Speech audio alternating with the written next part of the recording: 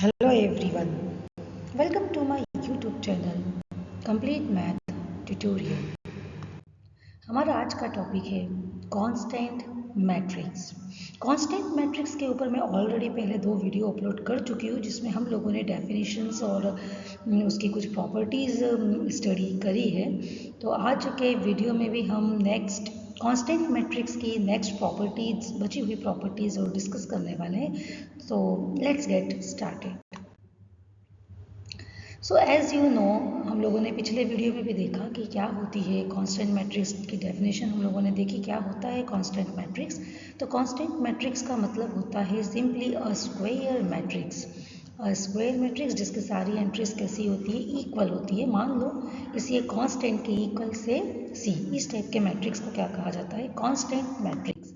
अगर हम इसे एक एग्जाम्पल की तरह थ्रू समझें तो सपोज यहाँ पर हमने भी एक मैट्रिक्स लिया है। कितने बाय कितने का मैट्रिक्स है, ये 2x2 का मैट्रिक्स है। और अगर आप इसकी सारी एंट्रीज को ध्यान से देखें तो सेम एंट्रीज है सारी, एग्जैक्टली 1। और यहीं पर आपके सी की वैल्यू मतलब कांस्टेंट की वैल्यू कितनी आ रही है, 1 आ रही है। तो इट मीन्स दिस मैट्रिक्स, इस मैट्रिक्स बी के बारे में हम लोग क्या कहेंगे, this matrix B is a 2x2 constant matrix. अगर हम कोई अनदर एग्जांपल लेते हैं, से लेट ए, तो यहाँ पर हम ए के बारे में क्या कहेंगे, यहाँ पर ए क्या है, A is a 3x3 constant matrix.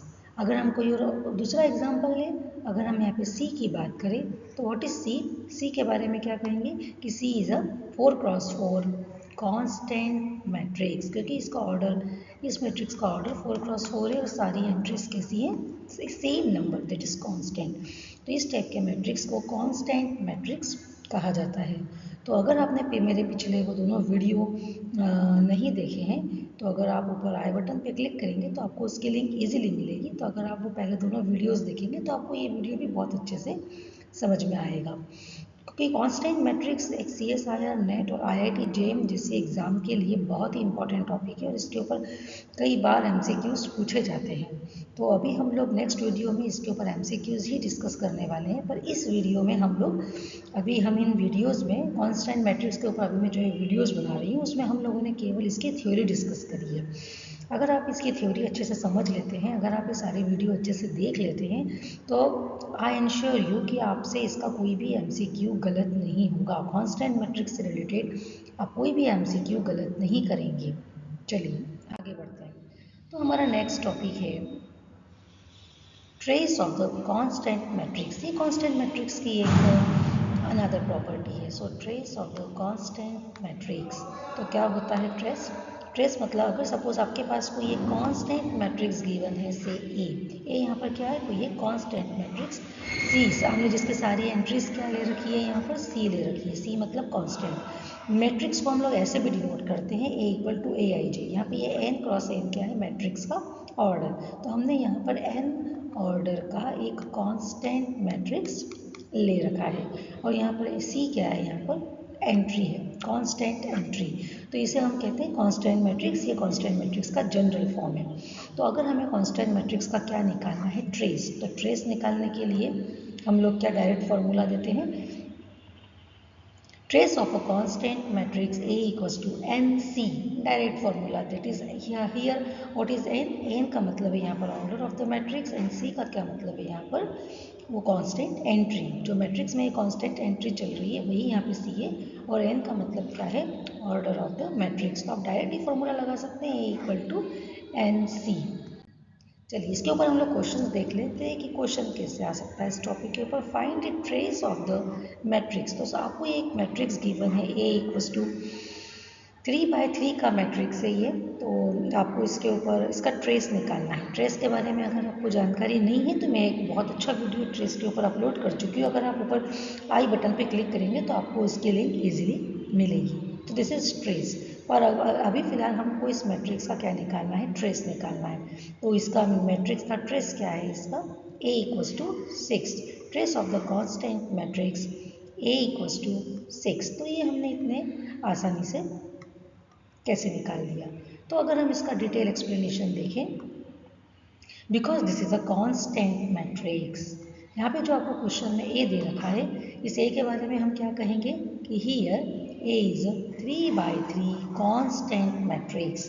तो ये आपका कांस्टेंट मैट्रिक्स है। कांस्टेंट मैट्रिक्स का ट्रेस निकालने का डायरेक्ट फॉर्मूला है ए इक्वल्स टू एन सी, ये डायरेक्ट फॉर्मूला है। तो बस आपको यहाँ पर एन पता करना है, सी पता करना है और वैल्यू पुट अप कर देना है। आपको पता है एन का क्या मतलब है, ऑर्डर ऑफ द मैट्रिक्स, सी क्या है यहाँ पर, कांस्टेंट ऑफ द मैट्रिक्स। तो हम लोग यहाँ पर हमारे क्वेश्चन के अकॉर्डिंग एन मतलब 3 ऑर्डर ऑफ द मैट्रिक्स, और जो हमने कांस्टेंट एंट्री क्या ले रखी है वो हम लोगों ने यहाँ पर कांस्टेंट एंट्री ले रखी है 2, दैट इज सी। तो सी इक्वल्स टू 2। तो अगर आप इसे वैल्यू पुट कर देते हैं तो trace of the constant matrix की,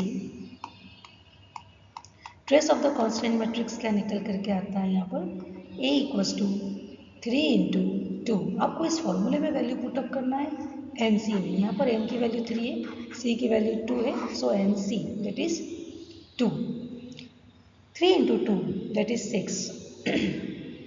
वैसे हम लोग ट्रेस कैसे निकालते हैं, ट्रेस निकालने के लिए हमें पता है कि डेफिनेशन से ट्रेस कैसे निकाला जाता है, sum of all diagonal entries, sum of all diagonal entries. तो अगर आपको क्वेश्चन में ये जो मैट्रिक्स दिया हुआ है, क्वेश्चन में ये जो हमें मैट्रिक्स दिया हुआ है, अगर हम इसके सारे डायगोनल एंट्रीज देखें तो डायगोनल एंट्रीज पर क्या आ रहा है, 2 आ रहा है। और ट्रेस का क्या मतलब होता है, sum of all diagonal entries. अगर आप इसको जोड़ेंगे तब भी क्या आएगा, 6 आएगा। तो स्मॉल मैट्रिक्स में अगर आपका मैट्रिक्स का साइज़ बहुत छोटा है तब तो आप इस मेथड से निकाल सकते हैं, पर अगर आपका लार्ज मैट्रिक्स है तो आपको डायरेक्ट ये फॉर्मूला हेल्प करेगा, A equals to n c. Constant matrix का trace A equal to n c फॉर्मूले से ही निकाला जाता है। So our next property of the constant matrix is determinant of the constant matrix.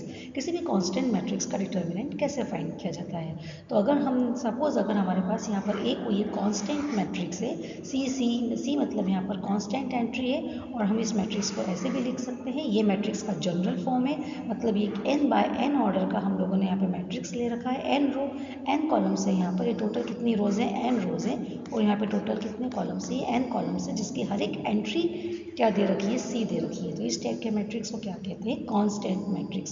सी के बारे में क्या कहेंगे, सी इज एनी कांस्टेंट, तो कांस्टेंट मैट्रिक्स है। तो अगर आपको इस टाइप के मैट्रिक्स का डिटर्मिनेंट निकालना है तो डिटर्मिनेंट निकालने का डायरेक्ट फॉर्मूला आपको याद करना है, फॉर्मूला या टेक्निक कहेंगे।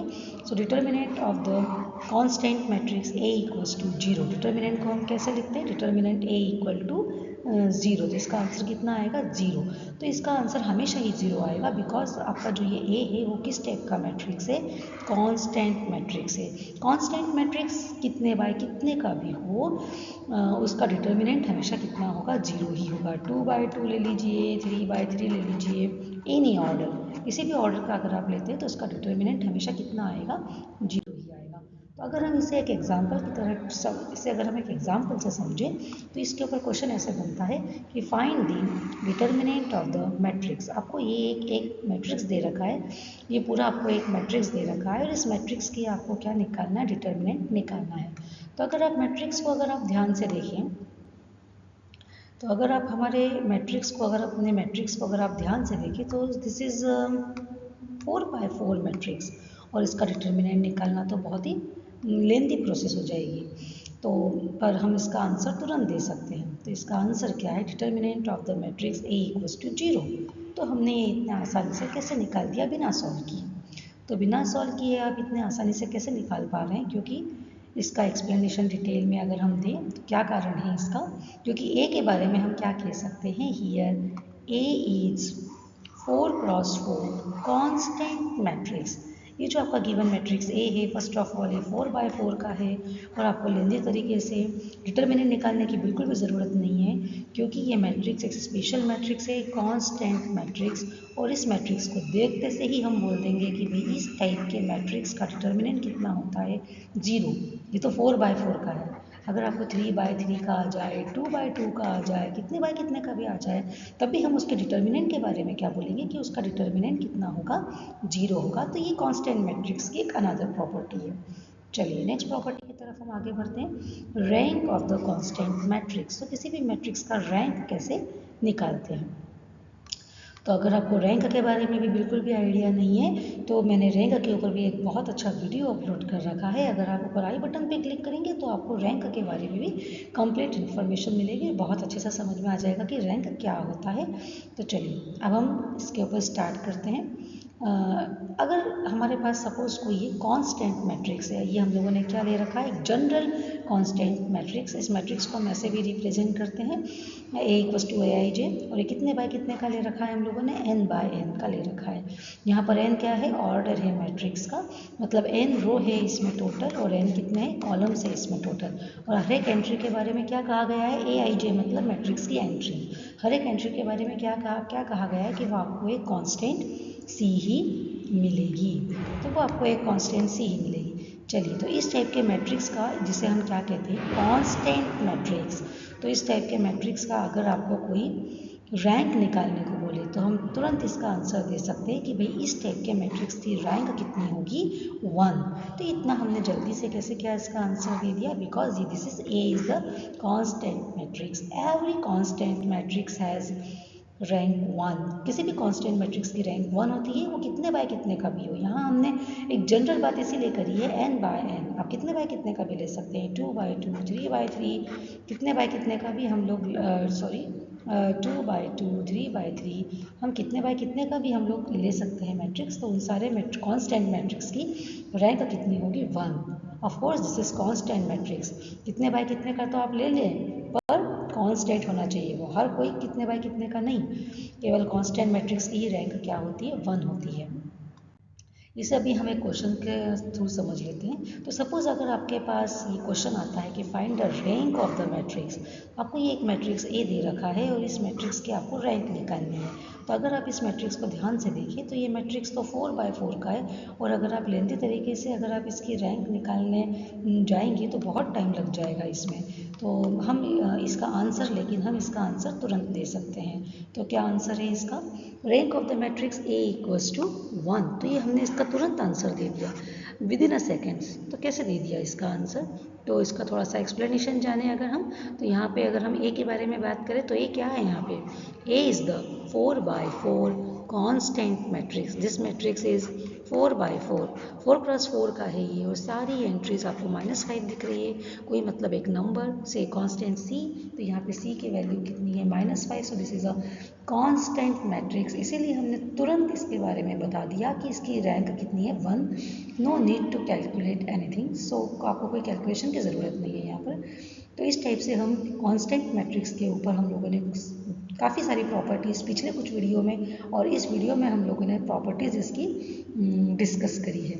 तो अगर आपको ये और आगे आने वाले लेक्चर्स में हम लोग इसके ऊपर MCQ सॉल्व करने वाले हैं। MCQ की सीरीज हम लोग फिर कंटिन्यू करने वाले हैं, क्योंकि कांस्टेंट मैट्रिक्स एक बहुत ही CSIR, नेट, IIT JEE और गेट जैसी एग्जाम्स के लिए बहुत इंपॉर्टेंट टॉपिक है, और इसमें कांस्टेंट मैट्रिक्स के ऊपर MCQs पूछते हैं। तो आप अगर ये वीडियोस मेरे सारे अच्छे से देख लेते हैं तो आप कांस्टेंट मैट्रिक्स के ऊपर कोई भी क्वेश्चन कभी भी गलत करके नहीं आएंगे। Okay, so thank you for watching my video. तो नेक्स्ट टॉपिक में हम नेक्स्ट वीडियो के साथ में फिर मिलेंगे, तब तक के लिए धन्यवाद।